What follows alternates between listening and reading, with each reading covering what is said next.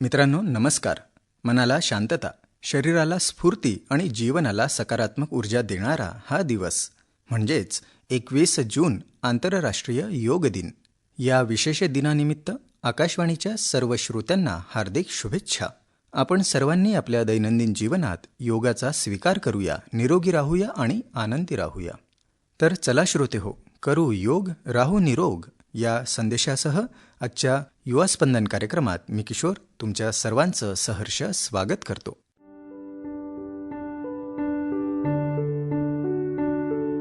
मित्रांनो, आज आपल्या स्टुडिओमध्ये आलेली पाहुणी म्हणजे एकदम पॉवर पॅक व्यक्तिमत्व. सकाळची सुरुवात योगाने, दिवस फिटनेसने, संध्याकाळ डान्सने आणि मध्येच एखादं मॉडेलिंग शूट किंवा सोशल मीडियासाठी रील्स.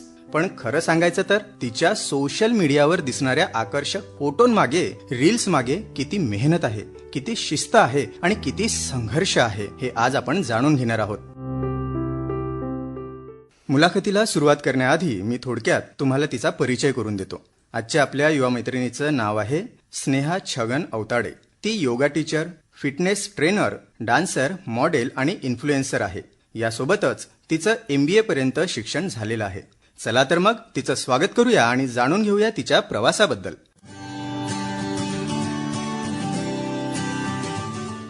नमस्कार स्नेहा, आकाशवाणीच्या स्टुडिओत मी किशोर तुझं सप्रेम स्वागत करतो.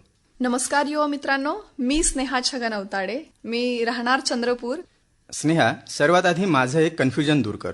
मी तुला योगा टीचर म्हणायचं, फिटनेस ट्रेनर म्हणायचं, डान्सर म्हणायचं, मॉडेल म्हणायचं की इन्फ्लुएन्सर?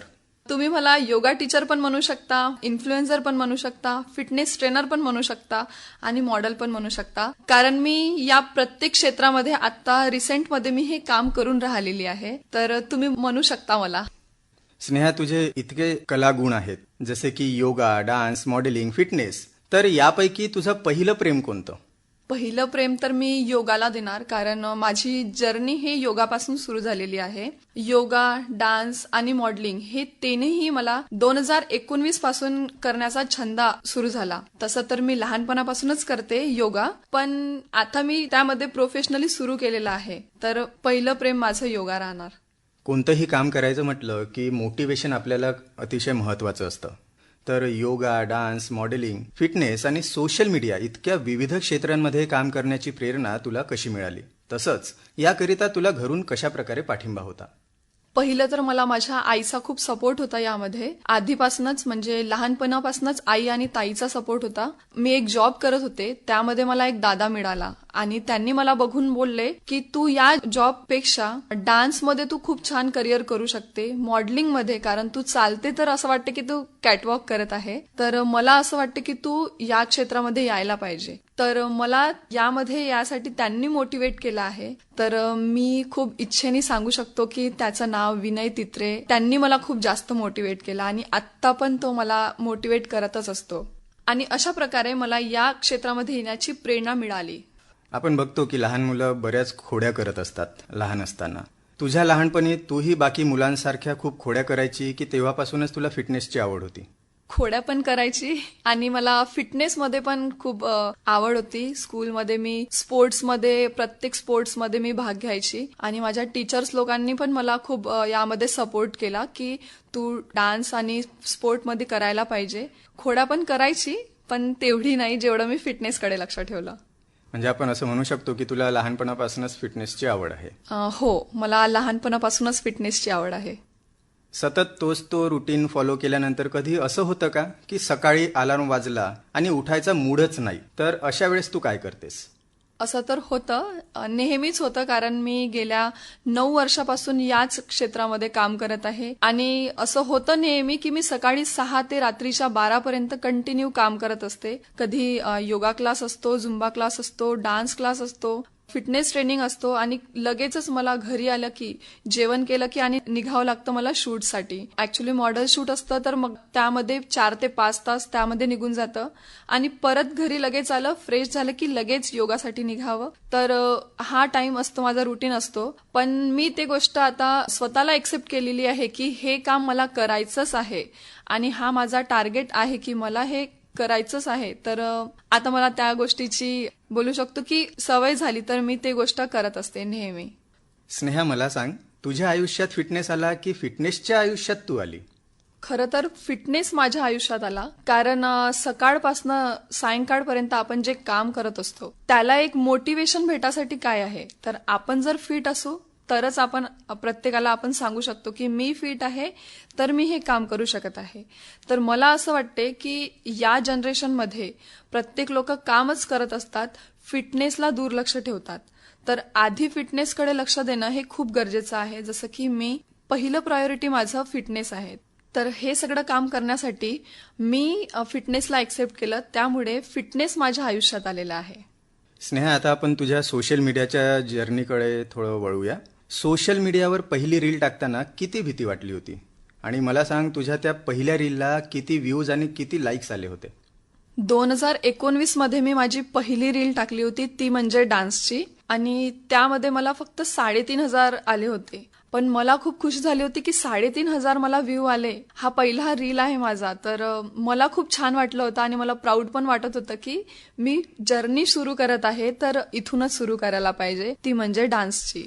त्यामुळे मला हळूहळू एनकरेज मिळत गेलं, मोटिवेशन मिळत गेलं आणि मी हळूहळू रील्स टाकणं सुरुवात केली. आणि मग नंतर माझी इन्फ्लुएन्सरची लाईफ सुरू झाली. माझं ते होतं की मी एका ब्रँडसाठी काम केलं होतं, ते म्हणजे कपड्याचं होतं, आणि मला माझ्या व्हॉइसमुळे सांगायचं होतं की मी हे काम केलं. तर मला तिथून मोटिवेशन मिळत गेलं आणि मग मी रील्स टाकणं सुरुवात केली होती. आणि माझी जी पहिली रील होती डान्सची, तेव्हा टाकताना मला भीती तर वाटली पण होती आणि नव्हती पण वाटली असं म्हणू शकतो. कुठं ना कुठं मला सुरुवात करायची होती, तर भीतीला साईड ठेवून एक मोटिवेशन घेणं खूप जरुरी होतं मला. तर तेवढी भीती नाही वाटली. आणि हेही तेवढंच खरं आहे की डर के आगे जीत है. हो.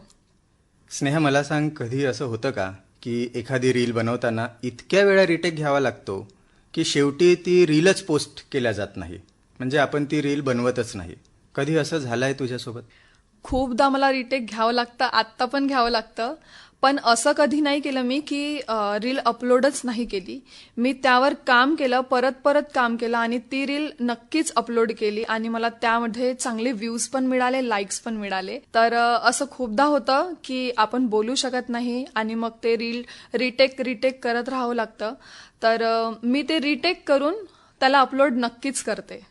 एवढे प्रयत्न करून जो व्हिडिओ तू बनवते, जी रील तू बनवते आणि पोस्ट केल्यानंतर तुझं कुटुंब, तुझे मित्रमंडळ तुझे व्हिडिओ पाहून काय प्रतिक्रिया देतात? त्यांचं काय रिॲक्शन असतं?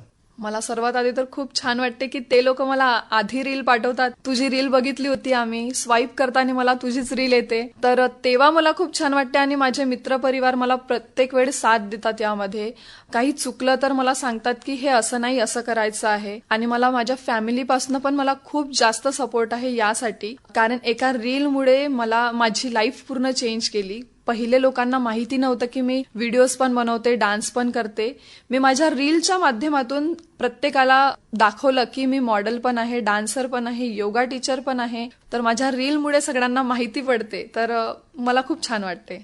कधी असं झालं आहे का की योगा करताना किंवा डान्स करताना एखादा मजेशीर किस्सा घडला, असं कधी होत असतं का? नेहमीच होतं माझ्या क्लासमध्ये, योगामध्ये तर होतच असतं. मी त्यांना शिकवत असते नेहमी आणि ते लोक चुका करतात, तर मी त्यांना न रागवता त्यांना मी हसत हसत सांगते, हे असं नाही, असं करायचं आहे. आणि ते लोक ब्रीथिंग्स नाही घेत, तर मग मी त्यांना थोडं मजेमध्ये घेते. जर तुम्ही श्वास नाही घेणार तर मग तुम्ही जगाल कसे? तर ते लोक नेहमी हसत असतात की मॅम तुम्ही हसतच राहता. तर माझा तो एक आहे प्लस पॉइंट की मला हसायला खूप आवडते, तर मी लोकांना पण हसवत राहते, सिरियस कधी राहत नाही मी. आणि डान्समध्ये पण सेम तसंच आहे, कधी पडते, कधी लागतं आम्हाला, पण ते इग्नोर करत आम्ही पहिले प्रॅक्टिसकडे लक्ष देतो.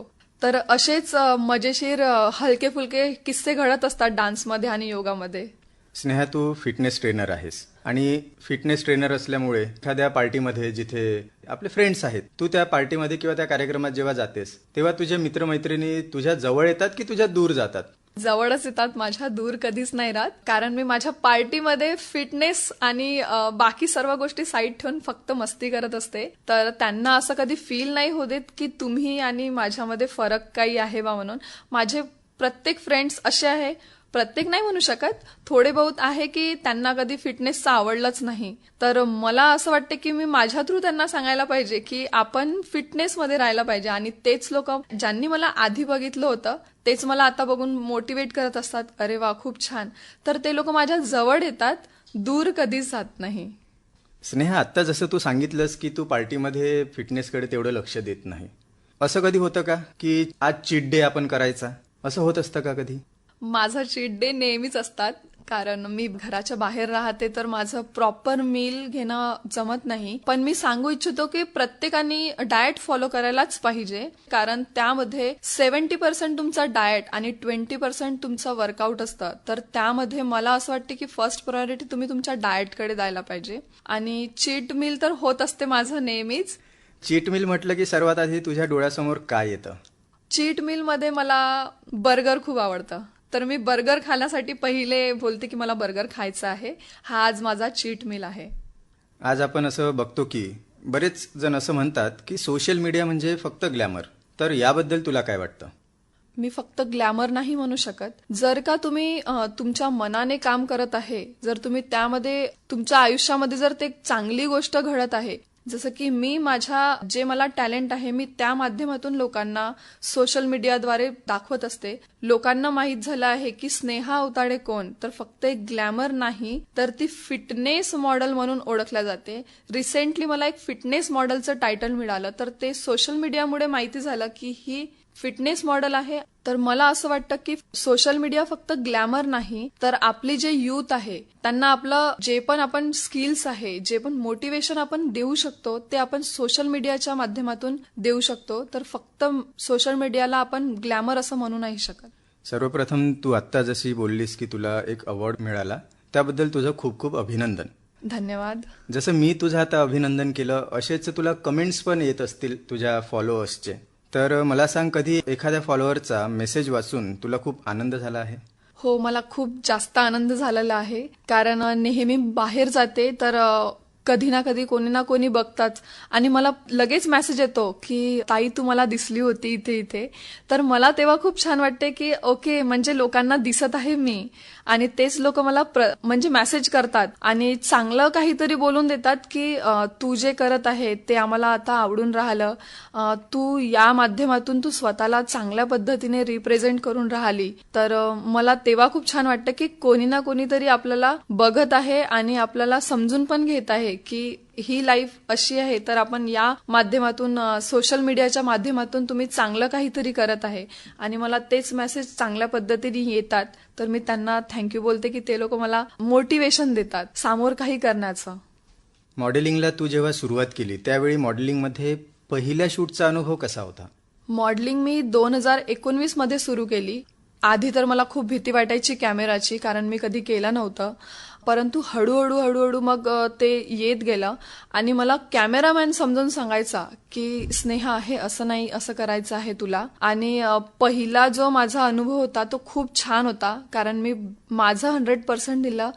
मला असं वाटतं की मी त्या टाइमला बेस्ट नसतं दिलं तर मी आत्ता काहीच नसतं. तर मला ते खूप छान वाटत होतं की मी माझं बेस्ट द्यायला पाहिजे, आणखी द्यायला पाहिजे. आणि हळूहळू मी देत गेली.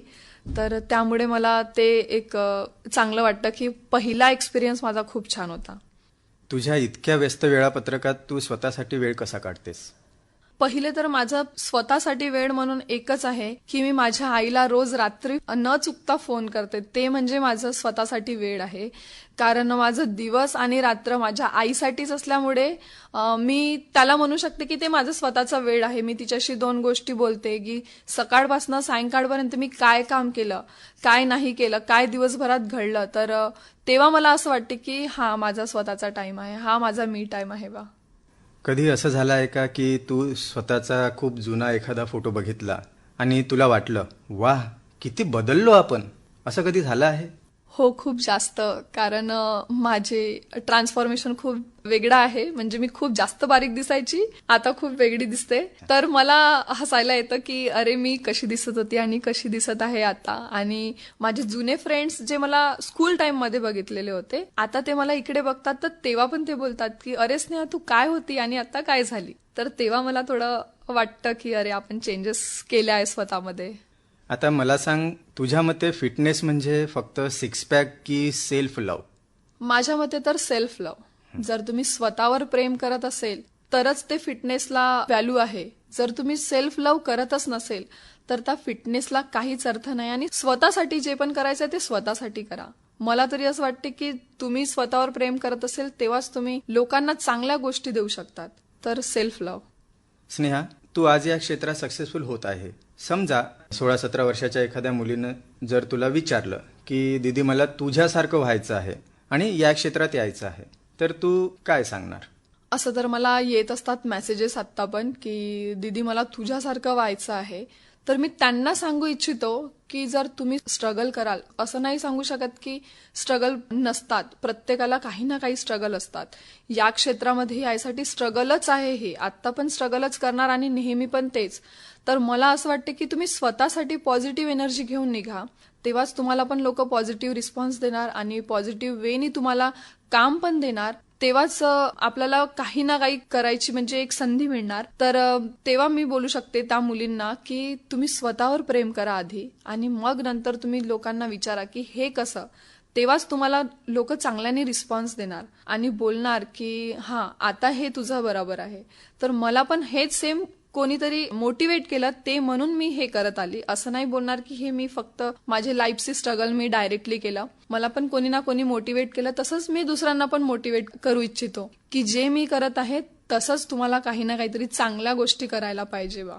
स्नेहा, हे तर झालं तुझं आजचं. तुझी भविष्यातीलही काही स्वप्न असतील, तर मला सांग तुझं पुढचं मोठं स्वप्न काय आहे? मी आत्ता रिसेंटली एक पहिली पायरी म्हणू शकते. मी एका सेलिब्रिटी सोबत माझं सॉन्ग पण आलं आहे. ते काही वेळानंतर येऊन जाणार. तर ही माझी पहिली पायरी होती. तर मला असं वाटते की मी आणखी सामोरं जायला पाहिजे आणि मला तर यामध्ये फिटनेसमध्ये सामोरं जायचं आणि सोबतच सोबत अभिनेत्रीसाठी अप्लाय करायचं आहे. तर मी ट्राय करेल की मला कुठे ना कुठेतरी अभिनेत्रीसाठी जागा मिळेल का. मी यासाठी सध्या तरी स्ट्रगल करत आहे. तुझं हे स्वप्न नक्कीच लवकरात लवकर पूर्ण होईल, अशा मी तुला शुभेच्छा देतो. धन्यवाद. तर आजच्या या कार्यक्रमाच्या माध्यमातून तू आकाशवाणीच्या युवा श्रोत्यांना काय मेसेज देणार? खरं तर आकाशवाणीला पहिले मी धन्यवाद बोलणार. आणि आजच्या जनरेशनमध्ये फक्त social media social media social media. तर सोशल मीडियामध्ये पण तुम्ही कसा वापर करत आहे. चांगल्या गोष्टी पण आहे त्यामध्ये आणि वाईट पण आहे. तर मला असं वाटते की त्यांनी सोशल मीडियाद्वारे चांगल्या गोष्टी घ्यायला पाहिजे. फक्त सोशल मीडियामध्ये तुम्ही तुमचे फोटोज टाकून रील स्क्रोल करण्यापेक्षा तुम्ही तुमच्यावर जे काम केलं ते तुम्ही तिथे अपलोड करा आणि तिथून तुम्ही माहिती द्या तुम्हाला की तुम्ही काय आहे. जसं मी यामध्ये टाकत आहे की मी योगा पण करते, डान्स पण करते, मॉडेलिंग पण करते आणि इन्फ्लुएन्सर पण आहे. तर मला असं वाटतं की त्यांनी पण त्यांच्यामध्ये जे टॅलेंट आहे ते त्यामध्ये टाकलं पाहिजे आणि आपल्या माध्यमातून दुसऱ्यांना माहिती मिळाली पाहिजे. त्यांना काही ना काही मोटिवेशन त्यांच्यामुळे दुसऱ्यांना भेटणार आणि ते चैन असते ना, याला बघून ते त्याला बघून ते, तसंच ते जनरेशन चालत राहणार आणि चांगल्याच गोष्टी घडत राहणार. तर मला असं वाटते की आपण आकाशवाणी पासून आपण हे काही ना काहीतरी त्यांना चांगला मेसेज देऊ शकतो. नक्कीच स्नेहा, तुझा हा संदेश आमचे युवा मित्र नक्कीच ऐकत असतील आणि तुझ्या ह्या संदेशावर ते कामही करतील अशी आपण अपेक्षा करूया. स्नेहा, तू एवढं सगळं करतेस, डान्स करते, मॉडेलिंग करते, तू फिटनेस ट्रेनर आहे, योगा टीचर आहे. या सगळ्यामध्ये गाण्याचा, सॉंगचा खूप महत्त्वाचा रोल आहे.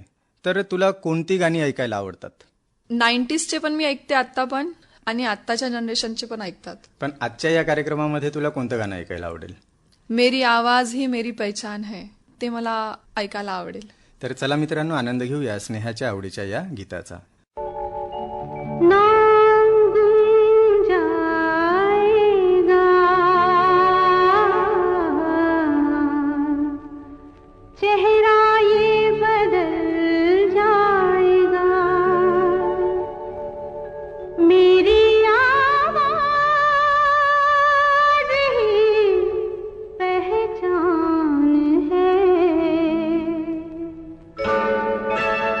दरिया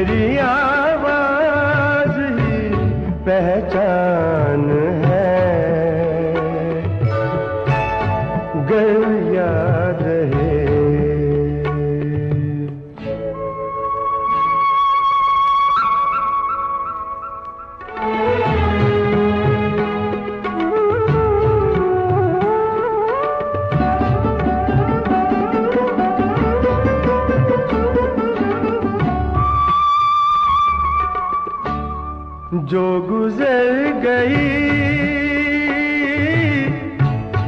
कल की बात थी हो,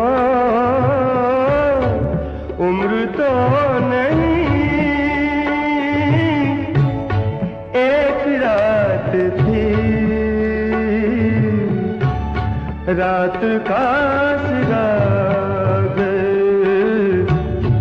फिर मिले कहीं, मेरी आवाज ही पहचान है, गर याद रहे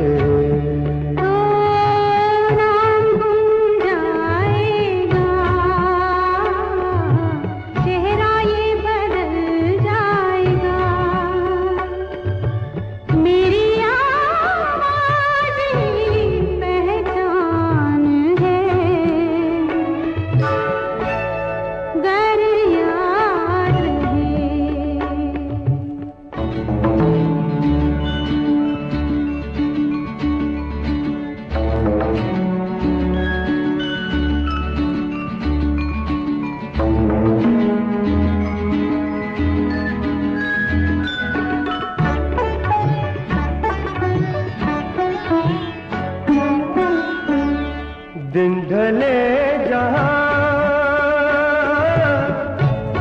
रात पास हो, जिंदगी की ऊंची कर चलो, याद आए घर कभी जी उदास हो, मेरी आवाज ही पहचान है, गर याद रहे नाम गुम जाएगा, चेहरा ये बदल जाएगा, मेरी आवाज ही पहचान गर याद रहे. तर मित्रांनो, आजच्या गप्पा म्हणजे ऊर्जा, सकारात्मकता आणि प्रेरणेचा एक सुंदर संगम होता. योगा, फिटनेस, डान्स, मॉडेलिंग आणि सोशल मीडियाच्या माध्यमातून स्वतःची वेगळी ओळख निर्माण करणाऱ्या आपल्या युवा मैत्रिणीने आज अनेक छान अनुभव आपल्यासोबत शेअर केले. त्याकरिता स्नेहा, तुझे आकाशवाणीतर्फे खूप खूप आभार. तुझा हा सुंदर प्रवास असाच यशस्वी होत राहो हीच शुभेच्छा. खूप खूप धन्यवाद आकाशवाणीला आणि सरांना की त्यांनी मला इथे बोलायची संधी दिली. जनरली सर्वांना मिळत नाही, पण मला ही संधी मिळाली. मी खूप धन्यवाद मानते. आणि आजच्या पिढीमध्ये युवा पिढींना ही संदेश आपल्या या आकाशवाणी थ्रू जाणार ते मला खूप चांगलं वाटणार. तर थँक्यू सो मच सर.